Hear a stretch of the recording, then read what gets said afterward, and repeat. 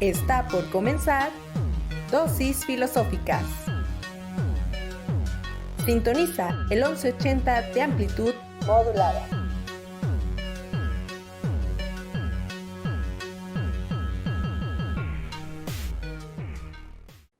Finjamos que soy feliz. Triste pensamiento, un rato. Quizá podréis persuadirme, aunque yo sé lo contrario, que pues solo en la aprensión dicen que estriban los daños. Si os imagináis dichoso, no seréis tan desdichado. Sírvame el entendimiento alguna vez de descanso, y no siempre esté el ingenio con el provecho encontrado. Todo el mundo es opiniones de pareceres tan varios, que lo que el uno que es negro, el otro prueba que es blanco. A uno sirve de atractivo lo que otro concibe enfado, y lo que éste por alivio, aquel tiene por trabajo. El que está triste censura al alegre de liviano, y el que está alegre se burla de ver al triste penando. También es vicio el saber que si no se va atajando, cuando menos se conoce, es más nocivo el estrago. Y si el vuelo no le abaten en sutileza cebado, por cuidar de lo curioso, olvida lo necesario. Si culta mano no impide crecer al árbol copado, quita la sustancia al fruto, la locura de los ramos. Si andar a nave ligera no estorba lastre pesado, sirve el vuelo de que sea el precipicio más alto. ¿Qué loca ambición nos lleva de nosotros olvidados?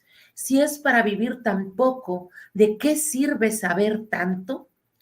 Oh, si como hay de saber hubiera algún seminario o escuela donde a ignorar se enseñaran los trabajos, qué felizmente viviera el que flojamente cauto burlara las amenazas del influjo de los astros. Aprendamos a ignorar pensamiento, pues hallamos que cuanto añado al discurso, tanto le usurpo a los daños. Este es un romance filosófico y amoroso, donde Sor Juana acusa la hidropesía de mucha ciencia que teme inútil aún para saber y nociva para vivir. Muy buenos días, tardes o noches tengan todas, todos, todes ustedes. Bienvenidos a este su programa Dosis Filosóficas. Yo soy Arely López y me encuentro muy honrada de saberlos a mi lado. Saludo a mis colegas en cabina. Hola. Hola, muy buenas noches. ¡Ay! Una bala, sentí una bala al corazón. En el buen sentido. También muy contenta siempre de estar acompañada de ustedes.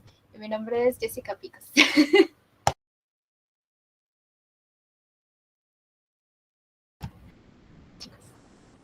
Buenas noches. También estoy súper emocionada cada vez que sí puedo acceder a una dosis más, aunque ahorita yo y mi compañero estamos teniendo problemas de conectividad, pero espero que sea de su grado. Muy buenos días, buenas tardes o buenas noches tengan todas, todos ustedes. Bienvenidos a este su programa Dosis Filosóficas. Yo soy Rubén Avilés, ¿no? Así me llamo. Eso sí ya está comprobadísimo. Ya, me acuerdo que hubo una dosis. No me acuerdo cuál era el tema, pero salió a colación mi nombre. Y le pregunté a mi mamá en una dosis que sí me llamaba así. Y me dijo ya después fuera de... ya que fui a su casa, ¿no? Que nos vimos, me dijo, sí te llamas así. Bueno, pues así soy. Ese soy yo. Pues nada, tenemos ahora un temazo y estoy muy contento de estar aquí compartiendo, no cabina, con las compañeras o cabina, no sé de qué modo sea esto, con aquí las compañeras. Y nada, tenemos temazo, gente, como siempre. ¿Con qué empezamos? Bueno, pues comenzamos primero diciendo el temazo, ¿no? Resulta y resalta que en esta ocasión se conjuntaron los afanes, ¿no? Por un lado, debemos confesar que en esta no cabina extrañamos a Ana Maley. No hay de otra. La queremos acá pronto. Un saludo donde quiera que te encuentres, Ana Maley. Esperamos que estés súper bien. Y pues resulta que con ella justamente, pues nuestras chicas y chicos están revisando pues un librito que hay por ahí bastante agridulce, ¿no? Yo creo que es de esos libritos que, ay, no sé, no quiero decir marcas, pero como cuando te echabas esos chilitos o esos dulcecitos cuando eran, bueno, yo cuando era niña, ya hace mucho que no como de eso, pero que te lo echabas en la lengua y te enchilabas y te sentías así, pero que querías más, pues como que algo así me da a mí con el Elogio de la Locura de Erasmo de Rotterdam. Y entonces Jessica, Tania y Rubén, pues dicen, vamos hablando del Elogio de la Locura. Y entre que yo sé que solo revisan con Ana Maley y entre que también sé que es una gran obra de estas que te deja como que sal y azúcar y chile y mole y de todo en la lengua al mismo tiempo, pues dijimos, ¿por qué no? Hay que ver el mundo arder. Entonces el tema del día de hoy es Elogio de la Locura. Vamos a platicarles un poquito porque obviamente sabemos que tal vez algunos de ustedes ya lo leyeron, algunos de ustedes todavía no lo leen y entonces aquí van a compartir con nosotras la mesita. Vamos a ver si se les antoja el Elogio de la Locura o no. Vamos a platicar un poquito de qué onda con este libro, qué de temporal tiene, qué de intemporal tiene o de atemporal tiene, porque hay libros de esos que te atrapan, ¿no? De esos libros que parece que trascienden el tiempo y el espacio y que fueron escritos hace cientos de años, poemas como el de Sor Juana que escuchábamos ahorita, que fue escrito hace cientos de años y sin embargo nos sigue robando la respiración, ¿no? Y justo la belleza y la sensibilidad de esas obras radica en el hecho de que nos siguen diciendo, nos siguen hablando de nosotras y nos siguen hablando del mundo y de la vida. Creo yo que ese es el caso del Elogio de la Locura. Vamos a platicar un poquito de eso.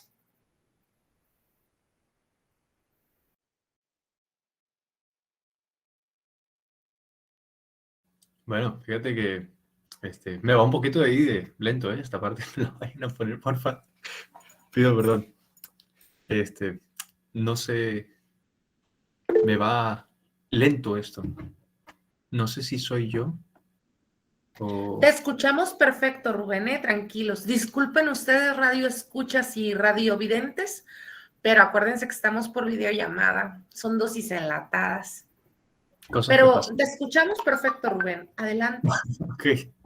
Ok, bueno, disculpar a ustedes, por favor. Bueno, fíjate que este librito lo revisamos nosotras en la carrera, ¿no? En una materia ahí que nos imparte la profesora Ana Maley y quedó justito con la dosis, ¿no? Claro. Hay muchas cosas que se pueden rescatar, así como decía Arely, de textos que, a pesar de que hayan pasado siglos, nos siguen resonando en el pecho, ¿no? Cada que lo leemos. Por ejemplo, este poema que decía Arely de Sor Juana, hay otros autores, o por ejemplo, todavía algunos textos de Platón, por ejemplo, ya tiene muchísimo, ¿no? Pero no porque sean antiguos, fíjate, dejan de tener peso, ¿no? Sino que muchas veces, como los buenos vinos, que se van poniendo mejores, ¿no? Van agarrando otro saborcito que le da algo. Aunque sí es cierto que en el Elogio de la Locura hay ciertas cosas que ahora en nuestro tiempo no encajan ya por, obviamente, ¿no? Ciertas ideas que se van quedando en el camino o que van cambiando. Hay otras preguntas, por ejemplo, en el capítulo 12, que es, a mí me gustó mucho el capítulo 12 de El Elogio de la Locura, creo que es de mis favoritos del libro. Hay una pregunta, y aquí lo tengo anotado para que no se me fuera a perder, que dice, ¿Qué sería esta vida o merecería acaso el nombre de vida si se le quitase el placer? A mí me gustaría que empezáramos con esa pregunta. ¿Qué sería de esta vida si se le quitase el placer? Si acaso se le pudiese llamar vida a eso que no tuviese placer. ¿Qué dicen? Yo tengo unas cosas ahí que me dan mucho placer, por ejemplo, dormir o darle la vuelta a la almohada, ¿no? De esas veces que tienes un calorón, le das la vuelta a la almohada y sientes el frío, ¿no? O sea, pero pequeñas cosas así que le dan sentido quizá a la vida, de algún modo, ¿no? Y esos placeres, ¿qué sería de esos placeres? ¿O qué sería de la vida sin esos placeres, no? ¿Qué opinas? ¿Qué dicen? Pues efectivamente yo creo que este libro es una conjunción tanto de pues elementos que parecieran atemporales como situaciones muy sintomáticas del contexto donde emerge el elogio a la locura o elogio de la locura, como le quieran llamar. Este es el título más popular, la traducción más popular, porque no se refiere a la locura con una patología psicológica o psiquiátrica, sino que se le traduce como locura, aunque pudiera también traducírsele como estulticia, como necedad, como estupidez, ¿no? Y que estulticia es justo eso, ignorancia, necedad, estupidez. Y entonces, lo que hace aquí Erasmo de Róterdam es una crítica a manera de paradoja, de sátira, acerca de cómo ve él que está sucediendo el mundo. Y el mundo que tiene a la mano, por cierto, pues es un mundo que está convulsionando, ¿sí? Está convulsionando, está en un momento pues bastante telúrico para Europa. Tengamos en cuenta que este libro, el original fue escrito en 1509, que fue publicado en 1511. Erasmo de Róterdam era holandés, era un humanista holandés. Fue publicado no en Holanda, fue publicado en París, ¿no? Que era un sitio un poquito más liberal, donde podía ser publicado, y nomás para que se den una idea,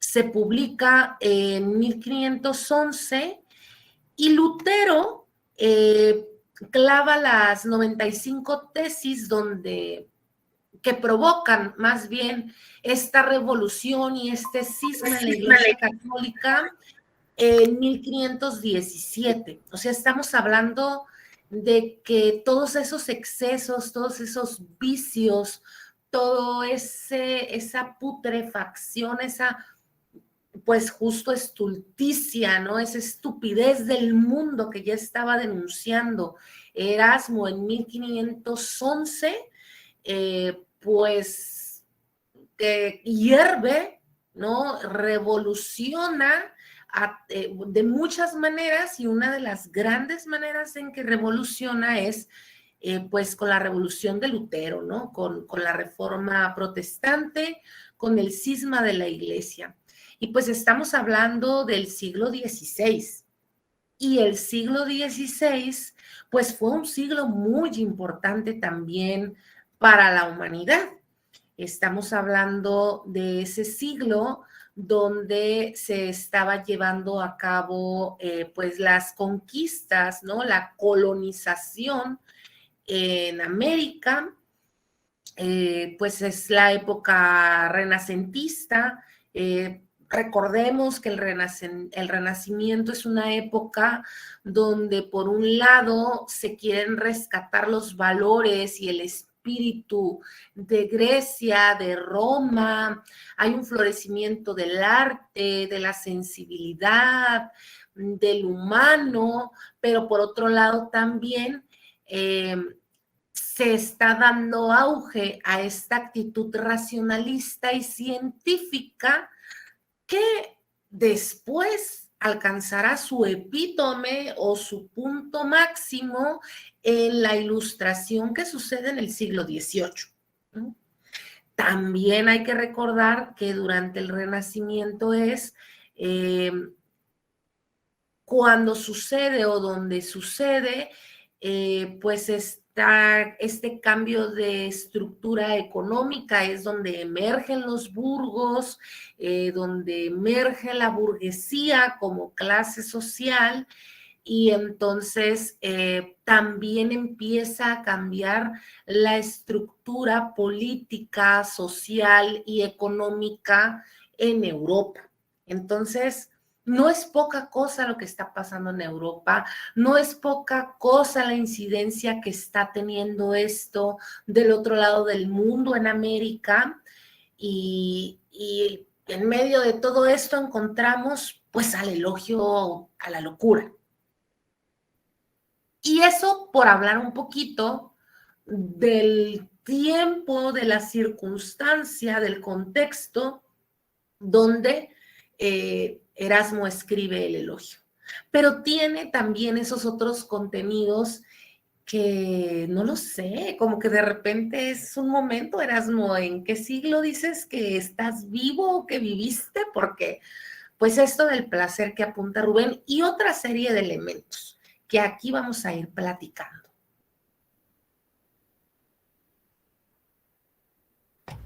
Sí, claro. Esto, por ejemplo, que nos pregunta Rubén, yo estaba pensando, ese pequeño placer que tienes cuando vas caminando, hay un solazo y sientes que te estás deshidratando, pero llegas, te sirves agua en un vasito y aliviado, o sea, sientes que vuelves a la vida, ¿no? Y esos pequeños placeres también. Ahora, es difícil preguntar, pensar esta pregunta, porque uno lo tiene tan presente que no te imaginas sin ese algo. Entonces también a lo que señala en esta lectura, a lo que señala Erasmo, es tanto a los placeres como al deseo, las pasiones, y bueno, todas estas partes o emociones que son propiamente humanas, cómo se desencadenan entre los mismos individuos y en el colectivo. Y cómo esto a veces pasa a ser dañino o perjudicial, aunque también está como que ese otro lado donde precisamente esta necedad es la que nos proporciona como ese motor en la vida. Ahora, ¿de en qué sentido o en qué manera se refiere? Porque puede ser esta necedad o este elogio a la estupidez, como ha sido traducido también en otros lados, o puede ser este elogio mismo a la ignorancia en tanto que eso te permite seguir con tu vida y ser feliz, ¿no? Por ejemplo, hemos escuchado por ahí esta frase, el ignorante vive más feliz, o algo por el estilo, que en la ignorancia se es feliz y es como no desarrollar o tener este velo, diría Schopenhauer, como ese velo o esa, ¿cómo era? Esa manta en los ojos y no darse cuenta, no querer, no querer, ¿no? Ni darse por enterado de las cosas, pero eso no implica que estén ahí. El que uno a veces no perciba algo no quiere decir que esté ausente. Entonces, bueno, sí, como bien nos dijo, nos precisó Arely, muchas gracias, en el contexto, pues es como este tiempo en donde se intentaba recuperar los valores fundamentales. Y teníamos, por ejemplo, que en los griegos antiguos era lo que predominaba la razón, los sabios, teníamos la figura de Sócrates, Platón, Aristóteles, los grandes, ¿no? Los grandes pilares de la filosofía griega antigua, y cómo también se ha ido desencadenando diferentes críticas respecto a estos grandes pilares. No sé si antes de continuar, Tania, ¿guste comentarnos algo de esto que se ha mencionado? Sí, de hecho, porque yo me enfoqué más en esos capítulos en donde se nota muchísimo la personalidad también de este personaje a base de ironía y el odio que tenía hacia el fanatismo. Y en uno de los capítulos, que titulado Inutilidad de los sabios para todos los menesteres de la vida, empieza criticando estas figuras glorificadas, ¿no? Como conocemos a Sócrates, se empieza a criticar de cómo su sabiduría fue la que lo llevó a la muerte. También un punto que me gustó mucho fue cuando criticó a Platón, en el sentido que es una lectura que, a pesar de que no está muy vinculada a nuestro contexto, ¿no? Es interesante la manera en la que empieza a analizar esos personajes. Por ejemplo, cuando Platón decía, ¿no?, que los filósofos serían esos grandes gobernantes que deberían ser. Y este personaje pues es como que rotundamente dice que no, porque solamente se la pasan extasiados en ideas, ¿no? Los sabios. Él no los llama filósofos, pero sí hace crítica a los filósofos. Y también otro punto es como cuando la gente que ha llegado a gobernar grandes lugares, que han leído, que son amantes de las letras, al final termina sucumbiendo a desgracias, o sea, caen las desgracias, que es inevitable. Y es algo que, a pesar de que muchos no coincidamos con ideas, ¿no? Capaz porque pues estamos en otro contexto tal, sí, sí es algo nuevo, se podría decir, en su tiempo, porque siempre tuvieron esas personas glorificadas, y también hacen críticas, por ejemplo, meta la política, cómo los seres humanos entablamos estos lazos, y hace la diferencia del sabio y del necio, y cómo, por ejemplo, el sabio es esa persona, ¿no?, que está en una fiesta y termina arruinando todo en base a cuestiones, o no se deja fluir por la estupidez, ¿no?, por la necedad. Porque más que nada, en estos capítulos de la lectura, pues se tiene así como la necedad como estupidez, como mencionó Jess, a veces es traducido así. Y en cómo también la necesidad de la necedad, porque no se puede vivir en base, por ejemplo, voy a dar un ejemplo que di en la misma clase, sobre las personas que solemos tachar a las personas como hipócritas cuando no se muestran tal cual es, se supone.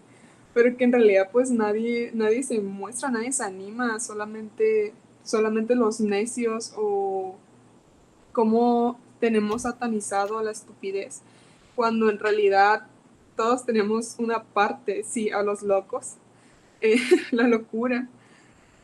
Todos tenemos una parte de ella y que es imposible separarnos, o sea, que tenemos que vivir con ella.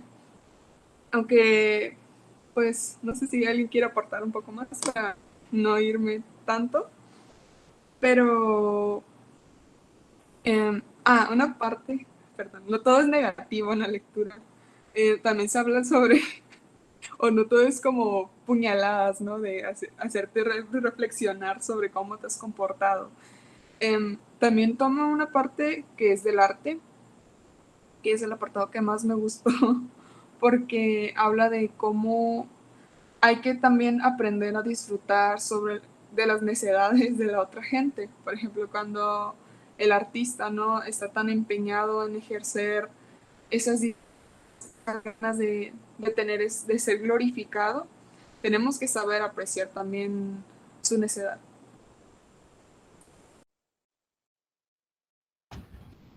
Sí, es que es muy interesante y creo que aquí, corríjanme si me equivoco, pero lo que compartimos de esta historia, creo, a mi parecer, es el gusto por lo provocador, bueno, lo provocador que tiene. Entonces, sí, provoca bastante, pone en crítica pues a aquello que ya se tenía como una figura elemental o a veces incuestionable, y la pone en cuestión, en duda, e incluso hasta se burla de ella, como la satiriza un poco, o mucho.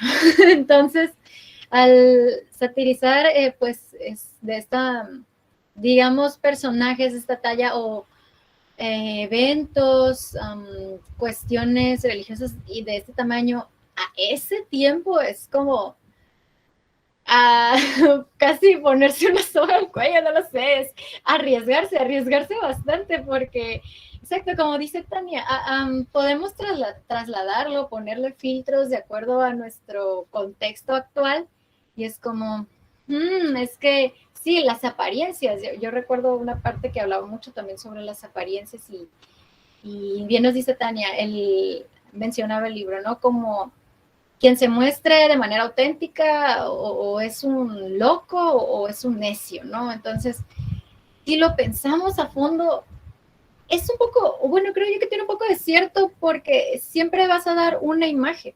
Todo el momento estamos presentando una imagen ante la sociedad, un rol del que partimos, el rol de la hija, el rol de la hermana, de la madre, del padre, etcétera. Y eso a veces, digamos que salirse un poco del esquema o de lo que es como ya, que tiene la gente como preconcebido de ti o que ha concebido de ti, suele a veces ser un poco choqueante porque es distinto, pues es distinta a la imagen que tú te estás presentando y no necesariamente eso esté mal, pero da la impresión a como este es un necio o este tiene un poco de loco, me explico, y no loco, ajá, ya nos precisaba Arely recordando, no lo cubren tanto a algo patológico, sino exacto, estamos hablando como que este elemental humano que tenemos dentro de nosotros, a diferencia de los animales, pudiéramos decir, que sepamos.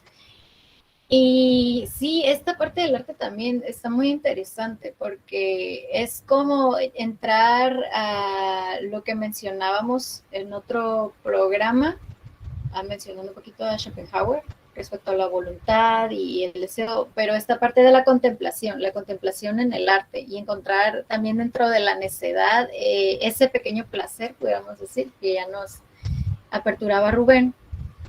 Y claro, es como, ¿en qué sentido lo estamos direccionando en tanto a como a un vicio de esto es la necedad por ignorancia, por estupidez, locura, o esto es como el elogio hacia algo que es diferente, a algo que no está impuesto, a algo que no está dado por sentado, o que se dio por sentado y te estás revelando? ¿Qué piensan ustedes, chicos, chicas? Sí, ay, perdón. Dale. Solamente voy a hacer un paréntesis en lo que estaba hablando Jessica y creo que se nota como esa intención, ¿no? De Erasmo de querer mostrar la verdad o, o como en pequeñas cosas, porque también se ve como quiere encajar en todo esto entre la política, lo social, la comedia, que otro capítulo también fue, sí, desenmascarar como Jessica en el chat. O sea, ese intento, y creo que fue, no sé si llamarlo revolucionario, pero sí distinto entre las obras que estaban fluyendo en ese tiempo, ¿no? Porque también, aunque hace esa importancia también de la comedia, porque como siempre, bueno, muchas veces se relaciona como la locura, la estupidez con la comedia, los chistes. También recordar su importancia porque es como esa manera necesaria del ser humano de, a veces es la única manera que podemos mostrar algunos problemas o que podemos llegar a coincidir, ¿no? Con el otro. Un analgésico, sí. Y pues, por ejemplo, en ese sentido de la comedia se habla como el sabio, como que no, él no va a entender la comedia, porque siempre va a sacar sus cuestiones y no deja, no permite al otro disfrutar. Entonces sí es como ese aguafiesta, se le podría decir. Ahora sí, Ay, perdón. Esto que decía Taco, ahora sí le decimos a Tania, perdón.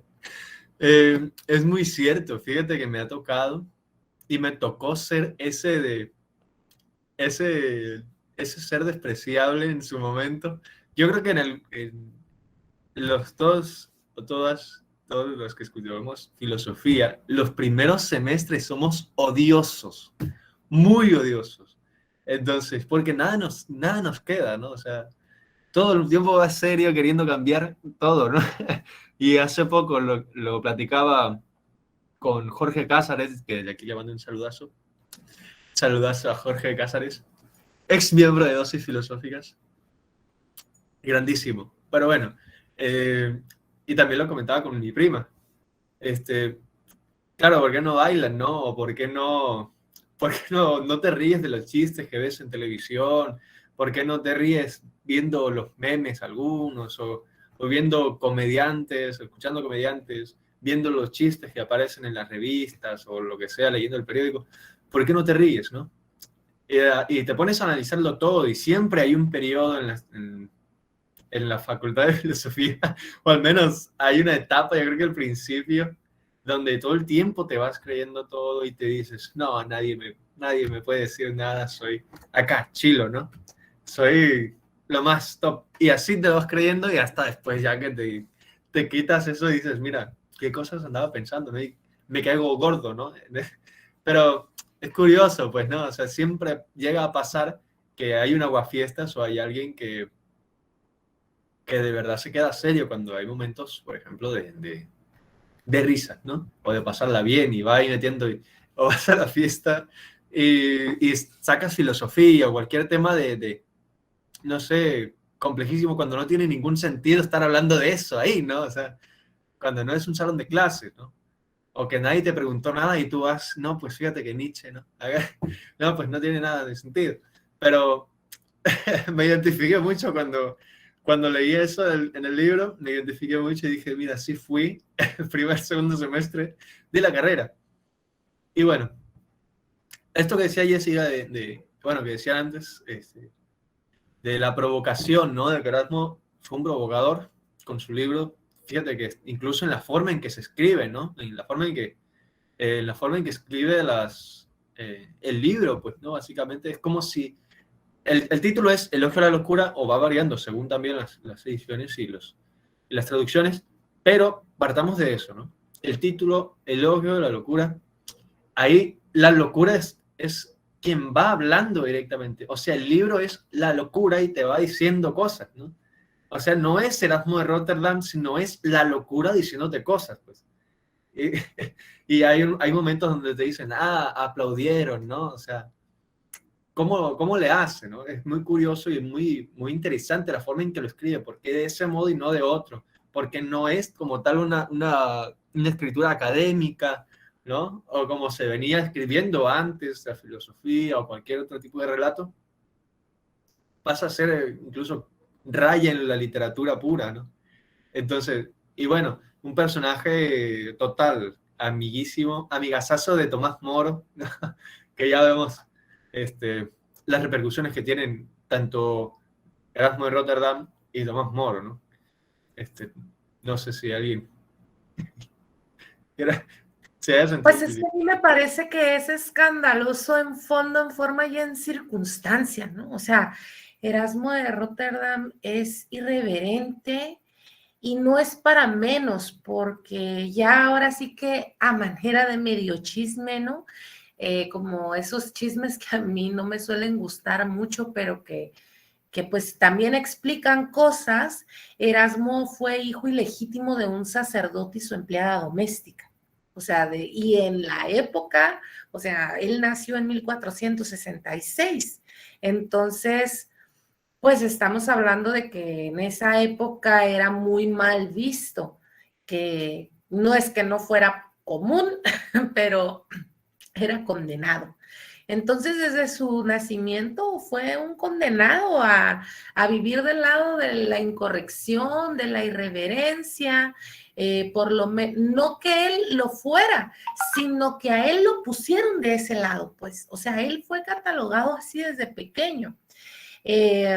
Lo criaron en una congregación que se llama Los Hermanos de la Vida Común, y ahí en esa congregación tuvo pues la posibilidad de estudiar, ¿no? Y entonces allí fue formado Erasmo pues en su bagaje cultural, aunque pues sus ideas no eran como que precisamente las que mejor encajaban en la vida de un monje tradicional, ¿no? Él no solía pues estar conforme con las formas, con las costumbres, con los preceptos de la iglesia como institución, y entonces siempre buscaba hacer explícito, ¿no? Hacer visible lo que la institución trataba de invisibilizar. Entonces, el llevar, no es que llevara al absurdo la realidad, sino que la realidad de Erasmo era absurda, ¿no? Y claro que era valiosa la denuncia, y sigue siendo valiosa la denuncia, siempre será valiosa, ¿no? En la medida en que aspire a la libertad y al bien común. Pero en el caso de Erasmo, pues es una denuncia que también suma al espíritu de su tiempo y a los pensadores y a las sensibilidades que se están desarrollando en su tiempo, ¿no? Entonces, de fondo, forma y circunstancia y de principio, es una figura magna que a través de sus sarcasmos, tal vez, de sus paradojas, de sus sátiras, trasciende pues el contexto mismo y nos permite hasta la fecha sentirnos identificadas e identificados con lo que allí deja ver, porque sí es me atrevería yo a decir que es una estupidez trascendental, ¿no? De la que hablan. Y les decía yo antes de que empezáramos el programa, es ese tipo de estupidez que yo relaciono mucho con la miseria espiritual, ¿no? O sea, habla de miseria espiritual, habla de ser mezquino en términos materiales y miserable en términos espirituales. Pero bueno, usted tranquilo, esto se está poniendo ya medio bueno, yo me estoy poniendo medio densa porque en realidad las chicas y el chico vienen muy contentas, muy contento a platicarnos de por qué es fantástico el elogio de la locura o el elogio de la locura, y yo ya ando hablando de miseria espiritual y de mezquinidad material, pero pues vamos, vamos a un corte, no se vaya, vaya si quiere por algo de beber, por algo de comer, lo que sea que necesite hacer en 2 minutitos, porque estamos aquí en Dosis Filosóficas.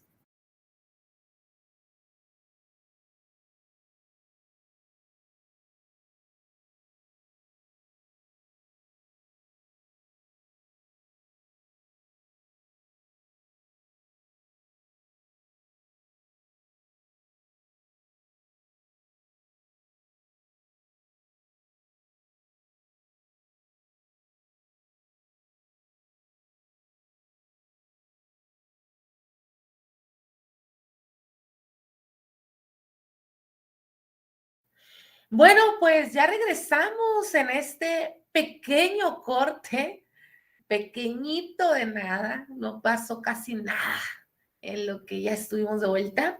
Yo soy Arely López, ya saben, y pues me había puesto muy densita yo diciendo que esto del elogio de la locura describía como locura lo que yo considero que es mezquinidad material y miseria espiritual.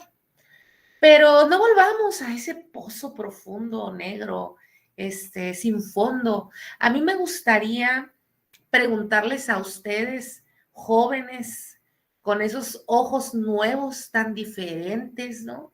Que tienen, porque yo aquí voy a balconear aquí a las muchachas y al muchacho, en este sentido de que a mí me parece que pertenecen a una generación muy crítica, que cuestionan, y creo que en eso son un poco como Erasmo de Róterdam, ¿no? Que cuestionan lo preestablecido, que todo lo que se consideraba antes como un valor incuestionable está encontrando suelo con estas nuevas generaciones. ¿Qué les puede decir a ustedes Erasmo de Róterdam? O sea, ¿realmente dialoga con ustedes? ¿Dialoga con su pensar? ¿Qué engranes mueve en su pensamiento y en su alma una lectura como el elogio a la locura? Uy, pues a mí me dice mucho, no solamente por el contenido, digamos, teórico, se le podría llamar en cierto sentido, o lo que se pueda rescatar de lo teórico dentro de las lecturas, porque digamos que es muy poético quizá el lenguaje que utiliza, hasta cierto punto, ¿no? Pero a mí me dice mucho en la forma de hacer filosofía, y esa es la filosofía en la que creo, ¿no? Que fíjate que suena feo, ¿no? Decir que se cree en cierto tipo de filosofía, o suena raro, pero a mí me gusta hacer filosofía de ese modo, hacer filosofía que incomode, o lecturas que incomoden, o hablar de temas que no se tratan o que cuesta tratar en cierto punto. Por ejemplo, en este caso, Erasmo es un tema que quizá en su tiempo fue muy polémico y ahora para ciertas personas igual y sí, igual y no tanto, pero a mí me dice mucho que ya decía Jessica en el chat que tenemos aquí, que ustedes pues no pueden ver, pero decía, Rubén, di lo tuyo, ¿no? Hace rato. Y es que siempre lo que digo cuando hablamos de estos temas o de la filosofía, ¿qué es para mí la filosofía? Para mí la filosofía, como decía Nietzsche, es pensar a martillazos, ¿no? O sea, y sí, yo creo que va un poquito, por esa línea, me parece a mí, tanto en la forma en que se escribe como en la forma en que se aborda el tema y lo provocador, sobre todo, del texto. A mí es lo que me llama, ¿no? Eso es lo que a mí me invita a hacer la lectura, a seguir pensando provocativamente, intentar provocar siempre en aquellos lugares donde parece que no se debe hacer nada, donde no se debe mover el agua. A mí me pasó que, o sea, un poco distinto a lo de Rubén, porque a mí lo que me pasó es que a pesar de que es una lectura provocativa, no estuve de acuerdo en muchas cosas en cómo se referían a un otro público. Y creo que lo que rescato yo es lo mismo, no obviar como este autor, ¿no? O cómo pensar en el sentido de que, por ejemplo, si tú tienes un conocimiento de algo, no hacer sentir a la otra persona estúpida, le vamos a poner, porque pues como o asemejarlo a la estupidez o obviar, sobre todo, que es algo que tenemos, lo he visto en casi la mayoría de las personas cuando obviamos. Y es más entendible cuando pues sabes que estás, por ejemplo, en el salón, que te conoces ciertos conceptos, pero fuera de cuando quieres platicar sobre cierto tema, no, las personas que, por ejemplo, no saben de filosofía, no tienen conceptos de filosofía básica, no te van a comprender. Y creo que es algo que terminamos obviando muchas veces. Y creo que pues el ser lo más comprensivos y el tratar sobre todo de que la persona se interese, ¿no? Mediante cuestiones, pero no haciéndolo de una manera burlesca o irónica, porque ahí la persona se cierra totalmente a aprender algo nuevo.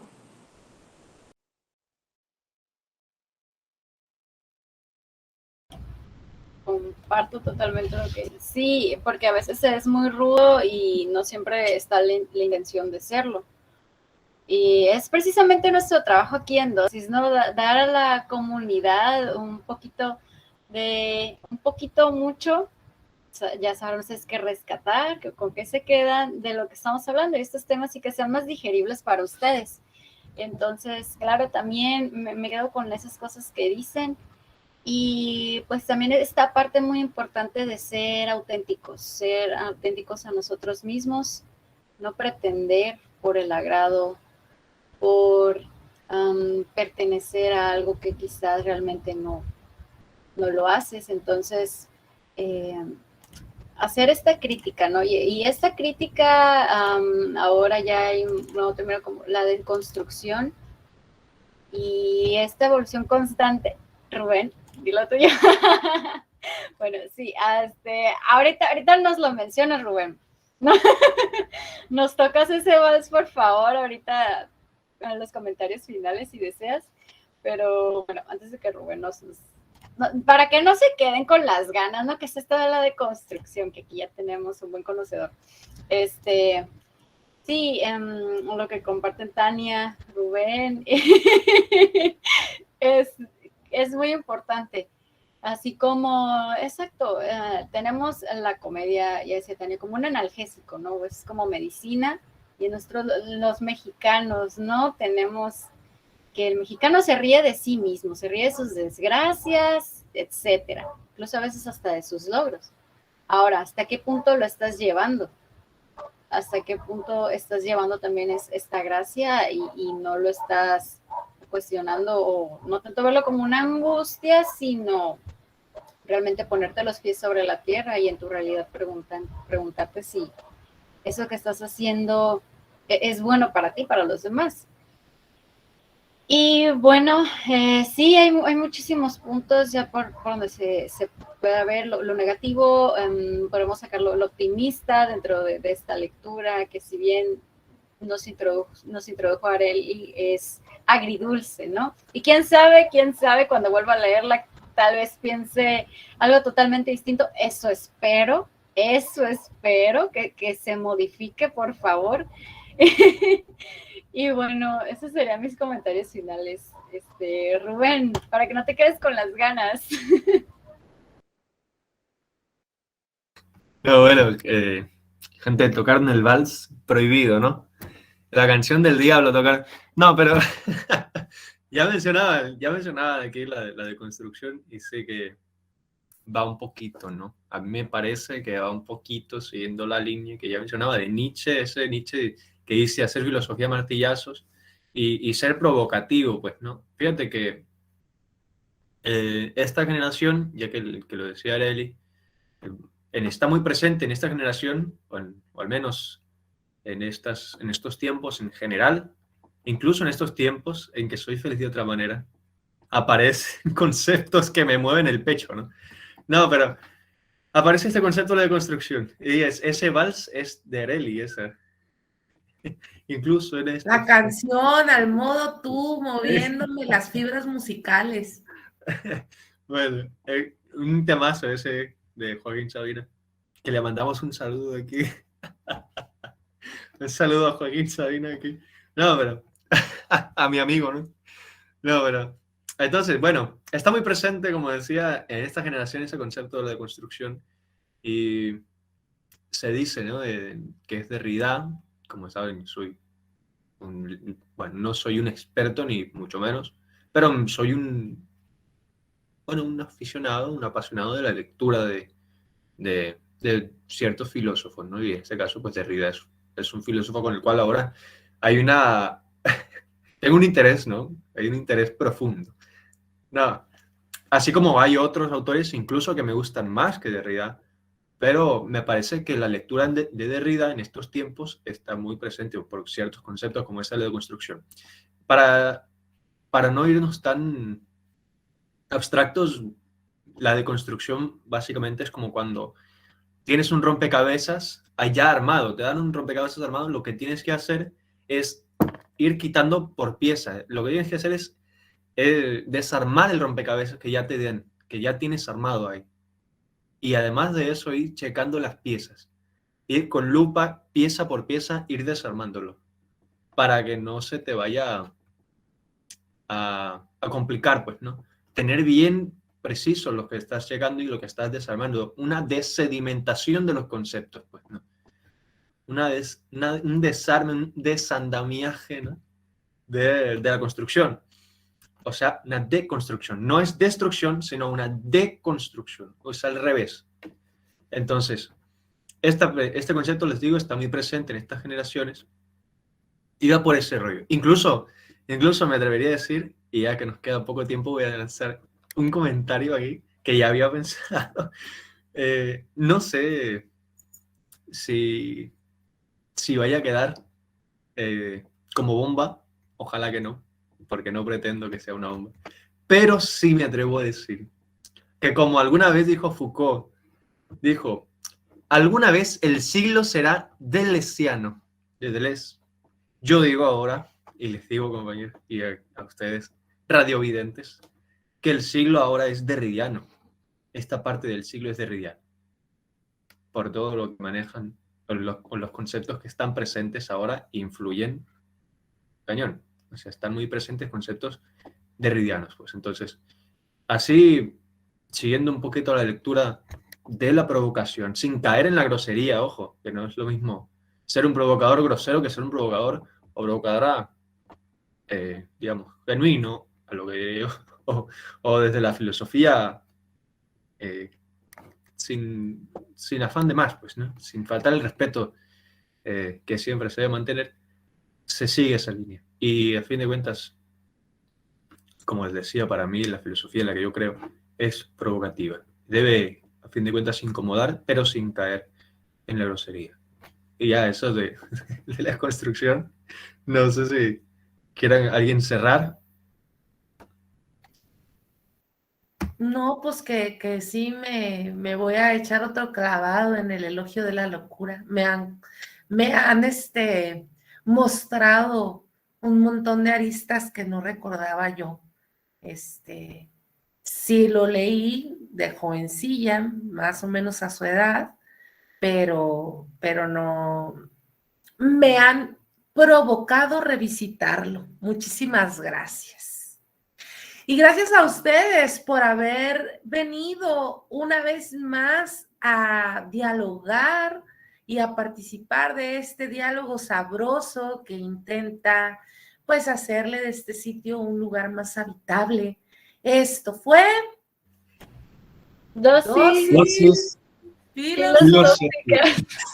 ¡Ay, qué difícil es cuando no lo hacemos en cabina! Sí. Bye. No, chao, chao.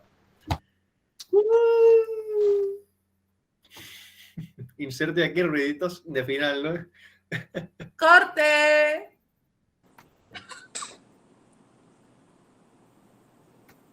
Uy.